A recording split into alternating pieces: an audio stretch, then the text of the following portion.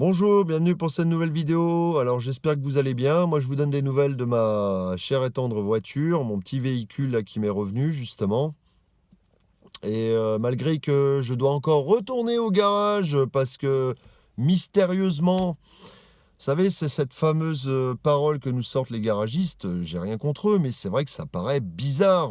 J'ai pas spécialement envie de faire mon parano, mais bizarrement je dois y retourner parce qu'il y a une petite panne, on va dire que c'est la patte du pot d'échappement qui a pété, net, voilà, en sortant du garage. Donc je vais m'arranger avec le garage. Alors c'est toujours délicat comme sujet parce qu'on a envie de leur dire, «Bah oui, mais écoutez, ma bagnole, moi je l'ai apportée, ça avait pas pété, l'embrayage est réparé certes, mais maintenant, il y a le pot d'échappement, qui tient plus, quoi». Donc ça me fait penser à un autre garage que j'avais été voir, antérieurement et je m'étais retrouvé aussi avec une panne assez rapprochée de comment dire? De la date de réparation, quoi. Voilà. Donc c'est souvent bizarre, on se tape pas trop de problèmes et puis bizarrement, à partir du moment où on l'emmène au garage, la panne est réparée, mais il y a une autre panne qui survient et c'est souvent récurrent. Je sais pas pour vous, mais c'est vrai qu'on pourrait avoir des tendances à devenir parano, quoi. Voilà, bon, ceci, c'est pas grand-chose, ça mérite juste une soudure. Ça m'a un peu remonté encore en me disant: «Mais c'est quoi ce délire-là?» Pourquoi ça s'enchaîne comme ça, quoi? Alors peut-être une histoire de karma, hein, aussi, hein, ça peut être ma faute, j'ai peut-être pas fait que des bonnes actions, sur cette terre ou dans une vie antérieure. Bon, normalement, je vous le dis clairement, si je suis né sous le signe du Sagittaire, c'est que normalement, dans une vie antérieure, j'ai pas dû être si mauvais que ça. Parce qu'il paraît que justement, quand on est sous le signe du Sagittaire, ami Sagittaire, la vie antérieure, justement, a été plutôt quelque chose de... On a plutôt été une bonne personne. Voilà. Alors, on va peut-être me dire, oui, que c'est sur cette vie-là. Hein, bon, en même temps, j'ai aussi des défauts, j'ai aussi été plus jeune, j'ai aussi fait quelques petites bêtises, pas des choses graves, mais des petites bêtises et donc bah, il y a forcément le karma qui nous retombe dessus. Du moins personnellement, moi j'y crois. Voilà, je vous le dis, j'y crois, alors j'avais un petit coup de gueule à passer aussi, au sujet des collégiens, voilà, de l'organisation, au niveau scolaire, parce que c'est une semaine aussi où les collégiens, moi, j'essaye de gérer avec, un collégien justement pour ses devoirs et tout ça et tout le monde n'est pas à la même enseigne, tout le monde n'a pas la même, «richesse» entre guillemets. Tout le monde n'est pas sur le même pied d'égalité, tout le monde n'a pas un ordinateur, une imprimante, une connexion, surtout ça, une connexion, comment dire? Qui dépote quoi, hein? Quand on se retrouve avec 2-3 mégas, pour envoyer des mails et tout ça avec, comment dire? En plus, il y a la connaissance. Il faut avoir la connaissance pour bidouiller tout ça, arriver à envoyer ça correctement. Du coup, eh ben, on fonctionne un peu à la méthode old school. Il est en train de recopier tous les devoirs à la main. Bon, au moins ça le mérite de lui faire travailler son écriture. Mais bon, ceci étant dit, i les enfants ne sont pas sur le même pied d'égalité. Voilà. C'est un bordel, c'est une organisation de merde, voilà. Moi j'ai dit au môme, je lui ai dit: «Écoute, si tu dois en vouloir à quelqu'un, et bah, tu dois en vouloir au gouvernement, c'est tout. Simple, propre et net, c'est il y a pas besoin de se justifier plus que ça». Voilà, hein. Mais je vais me taire parce que je risquerais d'être censuré, hein, j'apprends des nouvelles choses tous les jours, mais le problème c'est en rapport avec le fameux bip bip et toute l'organisation par rapport au fameux bip bip. Vous voyez ce que je veux dire? Donc je vais me taire pour l'instant, je vais attendre la petite période des 90 jours et je vais retenter ma chance. Voilà, de vous informer plus que ça. Et puis sinon, j'étais dans une réflexion ce matin durant ma marche, voilà, c'est vrai que beaucoup de gens pratiquent la marche. Là, je vois que ça se développe, la marche nordique. C'est plutôt pas mal, voilà. Heu, pour vous dire même, fut un temps, je voulais développer un club de marche nordique. Voilà. Donc c'était un truc qui me bottait, je trouvais que ça apportait plein de choses, c'était en plein air, ça permettait de générer des endorphines et tout ça et c'était une bonne idée quoi, c'était plutôt pas mal moi je trouvais comme concept Et sinon, voilà, j'étais dans ma petite réflexion et je me disais, voilà, je pensais à notre Terre, mère, et à notre Père, Soleil, voilà, et tout ce qui tournait autour de ça, voilà, la philosophie qui, comment dire, qui nous nourrit, enfin, du moins, je m'exprime peut-être mal, mais voilà, c'est ce soleil, le bienfait du soleil, le bienfait de la terre, le lien entre les deux, voilà, ce qui émane de ces deux astres, hein, l'un est le père, le soleil, tout simplement, l'autre est la mère, la terre, et avec ce contraste jour-nuit, voilà, pluie, soleil. Voilà, il y a des choses qui se produisent, des choses magiques quelque part qui se produisent, merveilleuses qui se produisent, de la création, la naissance des choses. Et j'étais dans l'observation de tout ça, voilà, tout simplement. Petite réflexion. J'avais des petites réflexions en disant que le soleil, voilà, avait tendance à nous protéger d'une certaine manière et la terre elle-même avait tendance à nous protéger d'une autre manière. Voilà. Peut-être nous punir aussi si on est dans l'excès, hein.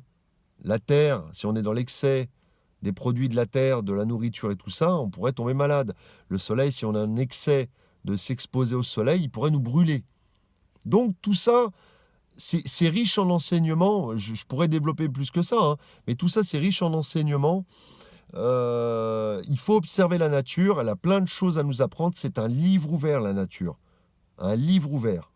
Sur le plan de l'ésotérisme, sur le plan philosophique, sur le plan des lois de la nature, qui sont aussi des lois magnifiques, des lois à respecter, ne pas enfreindre, sous peine justement d'avoir des soucis de santé, par exemple.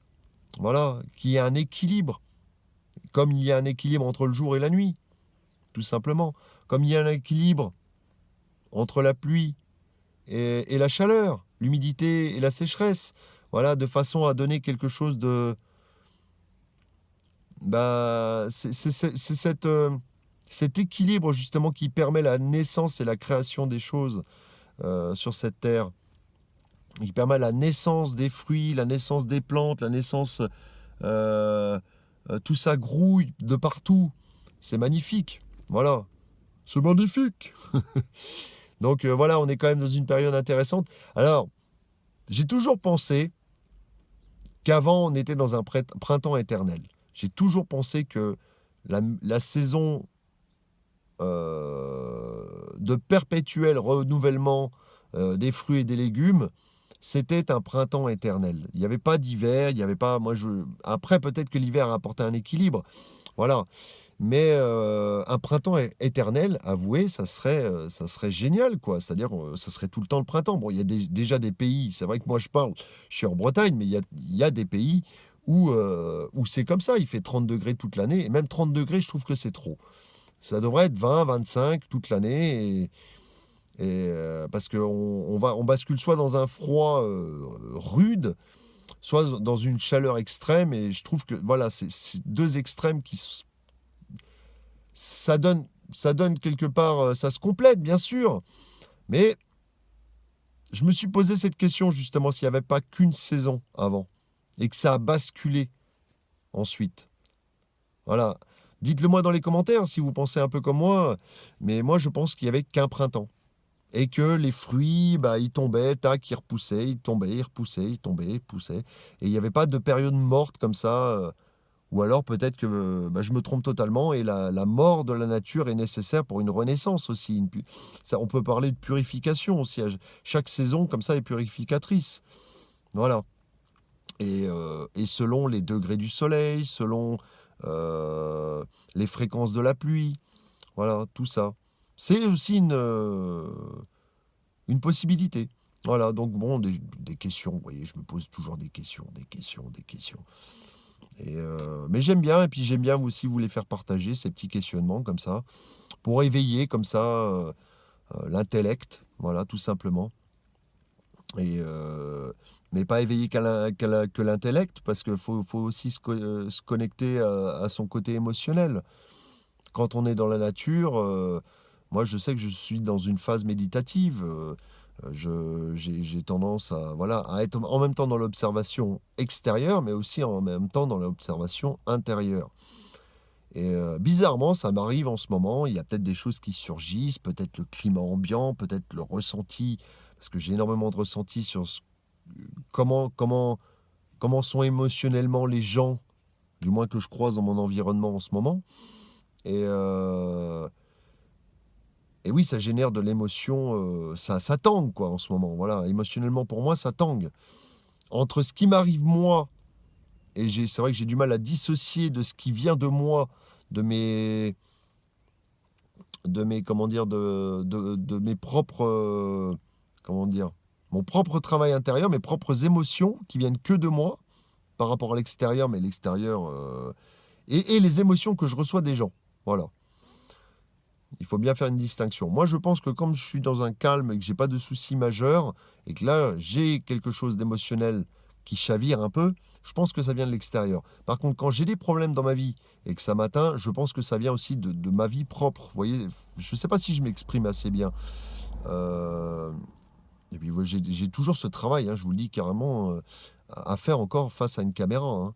Il y a des fois, j'ai envie d'écrire un roman, puis il y a des fois, bah, je me sens beaucoup plus vide mentalement. Voilà, peut-être moins envie de parler ou voilà. Mais je me bouge toujours, hein, à vous donner des signes de vie entre guillemets. Et voilà, je pense à ça, au soleil, à la pluie, à la nature, voilà. C'est pas le monde des bisounours non plus, de toute façon, en ce moment, vous le savez bien, hein, même si ce soleil nous fait du bien, il a des vertus antidépressives. euh, Ça ne suffit pas. On sait ça sera plus comme avant. Voilà. On sait que ça sera plus comme avant. Il y aura quand même je sais pas vers quoi on va. J'ai du mal à voir clairement vers quoi on va. Par contre, ce que je vous disais dans d'autres vidéos, c'est que moi, je vois bien le monde de telle manière. J'avais fait une vidéo là-dessus. C'est un imaginaire, simplement. Voilà. Tel que je le vois, j'ai pas des dons de prophétie ou quoi que ce soit. Non, c'est simplement de l'analyse pure et dure. De ça pourrait bien marcher, système-là, il pourrait bien coller par rapport au système d'aujourd'hui, des choses comme ça, voilà. Je ne suis pas à dire que ça va forcément se produire. Peut-être que ça se produira dans... Puis vous savez, je me base aussi sur les films, hein. Les films, forcément, ont un impact aussi sur ma réflexion, hein. On a tous été bercés par des films de science-fiction futuristes qui nous disent le monde va être comme ça, comme ça, comme ça, comme ça. Enfin voilà. Donc c'est pas évident, quand on est influencé par tout ce qui nous entoure, d'avoir ses propres opinions sans piocher à droite à gauche des choses et d'avoir une analyse propre, à moins de se couper clairement de tout ce qui nous environne, excepté la nature, et de se reconnecter à 100% à la nature pour avoir ses propres réflexions et ses propres déductions. Voilà. Donc voilà, je pense que j'ai fait le tour. C'était aussi vous faire un coucou et vous parler un peu de tout. Voilà. Je vous laisse et je vous dis à bientôt pour une prochaine vidéo. Au revoir.